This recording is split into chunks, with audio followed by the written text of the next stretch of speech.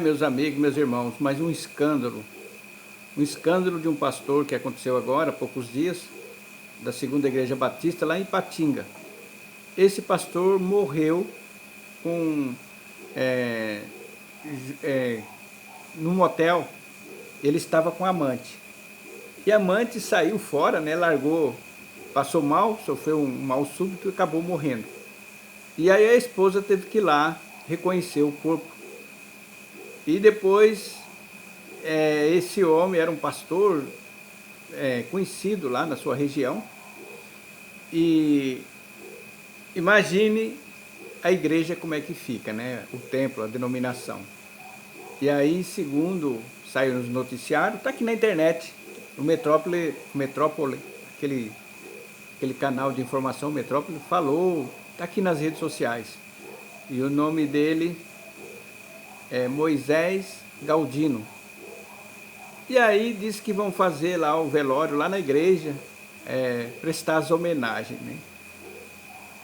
Eu gostaria de saber o que eles vão falar diante do morto. O que será que eles vão falar? O que será que os pastores, colega dele, vai estar lá no enterro e vai falar sobre ele, né? Será que vai aproveitar a oportunidade para divertir? Porque a palavra de Deus é bem clara, né? Em Timóteo, capítulo 4, e capítulo 5, versículo 24. Olha o que diz a palavra de Deus. Os pecados de alguns homens são manifestos, precedendo o juízo. E alguns manifestam-se depois. Quer dizer, como depois? Depois que eles morrem. Tem uns que morrem, você não fica sabendo nada dos pecados dele. Enquanto que outros se manifestam agora.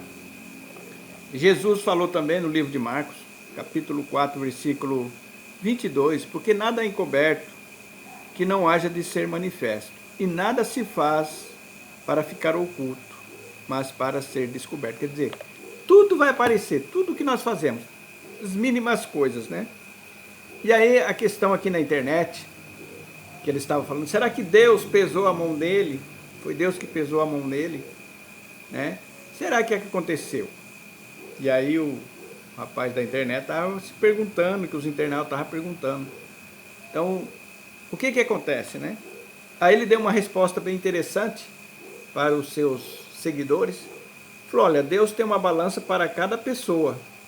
Provavelmente ele foi pesado aqui, né? A balança dele pendeu. E aí eu lembrei lá de Beltesazar lá, o Daniel, lembra? Que a palavra de Deus falou que ele foi pesado e achado em falta.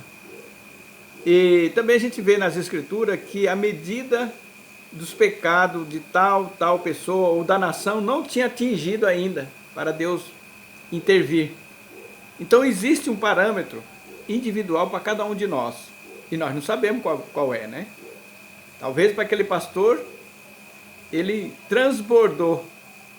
E aí aconteceu o juízo de Deus imediatamente. Hoje ele está na eternidade. Morreu no seu pecado e o destino nós sabemos qual que é, né? Não houve tempo de arrependimento para ele se tratar, porque ele morreu no pecado de morte. Essa é a verdade. Ele terminou o ato sexual ali com a sua amante e teve um mal súbito, 50 e poucos anos. Provavelmente na sua igreja pregava com grande ênfase. Nós vimos alguma coisa ele falando, né, dando um testemunho lá do pai dele, falando que o pai também era diácono, abandonou, está há mais de 30 anos e não morre, e sofrendo e blasfemando de Deus, né, o pai dele. Ele falando no testemunho lá. Mal sabia ele que ele ia partir para a eternidade antes do pai. Então, meus amigos, meus irmãos, isso serve de advertência para nós, para mim, primeiramente, depois para vocês. Nada que a gente faz escondido, como eu li, nada que faz em oculto que não haja de ser manifesto, ou bem ou mal. Nada. Não tem ninguém me vendo aqui, eu vou fazer isso. Eu tenho isso comigo quando eu saio de casa. Quando eu saio de casa, ou então quando eu estou sozinho em casa. Às vezes eu ligo o meu computador, às vezes estou diante da TV vendo alguma coisa, né? Eu não assisto novela, não assisto filmes, né, que não convém, só coisas que vai me edificar. E aí eu fico aqui, sozinho às vezes. Às vezes minha esposa viaja, né, que precisa. Aí eu fico. Ou então quando eu estou trabalhando no meu carro de aplicativo, sozinho, recebendo as propostas, que às vezes recebo.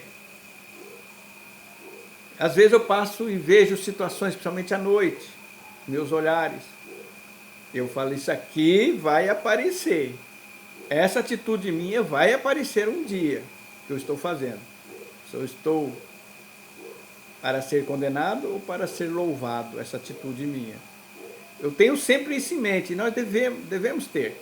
No nosso trabalho, será que essa enrolação aqui que eu estou fazendo vai aparecer um dia? Vai aparecer, porque nós não trabalhamos para os homens, trabalhamos para Deus. Já fiz um vídeo sobre isso aí. Ah, vem uma preguiça, acho que eu não vou fazer isso não. Isso aqui, né? Eu penso nisso. Aí quando eu penso, eu me levanto tão rápido e vou executar o meu trabalho. Opa, ó quem está me vendo. Deixa eu fazer isso aqui. Não, eu não posso fazer isso. Não posso roubar a empresa no meu horário. Que desconte então, que desconte. Mas eu não posso, porque um dia vai aparecer isso, diante do grande juízo. E esse pastor, ele fez um grande estrago com esse escândalo. Quantas pessoas vão tropeçar lá? E a esposa? Como é que a esposa vai estar diante do velório? Imagine a tragédia que é para a família. Né? E a mulher que fez parte lá do tropeço dele sumiu, ninguém sabe. Ele falou, eu não vou ficar aqui não. Vocês se viram aí. Chamaram lá o SAMU, caiu fora, né? Também vai aparecer naquele grande dia. Vai aparecer.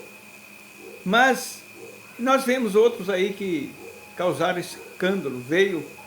Os pecados deles foram manifestos já, precedendo o juízo, se não se arrepender. Nós temos aí o Jimmy Swaggart. Lembra do Jimmy que morreu? Caiu várias vezes, mas ele não queria largar o osso, porque ganhava muito dinheiro lá. Caiu uma vez, pediu perdão, caiu outra vez. Aí é o pecado deliberado, Esse pecado, a palavra de Deus fala que não resta sacrifício pelos pecados. Né? É o pecado deliberado, sabendo que é errado e vai deliberar várias vezes. Vive no pecado. Davi caiu uma vez só. Se nós formos ler a história de Davi, ele caiu uma vez, para não cair mais. Ele sabia o que ele passou. Né? E nós temos que ter esse mesmo sentimento. Deus me livra de eu cair no pecado de morte, pecado que vai me levar para o inferno. Porque pecar nós pecamos. Eu já fiz um vídeo explicando o pecado, que você não tem controle sobre ele. É o pecado da sua própria carne, que está ali guerreando. Você não tem o controle, mas você pode mortificar, você pode invocar o Senhor ali e abortar aquele pecado que está tentando te dominar. Como diz lá em Gênesis, né? Gênesis, quando Deus falou para Caim, ó, o pecado jaz à porta. Cabe a você dominar ele. Não foi assim? Não foi assim que aconteceu? Que Caim, quando estava planejando matar o seu irmão, quando Deus perguntou, onde que está seu irmão? Quando é que está? Ah, eu sou por acaso guarda do meu irmão?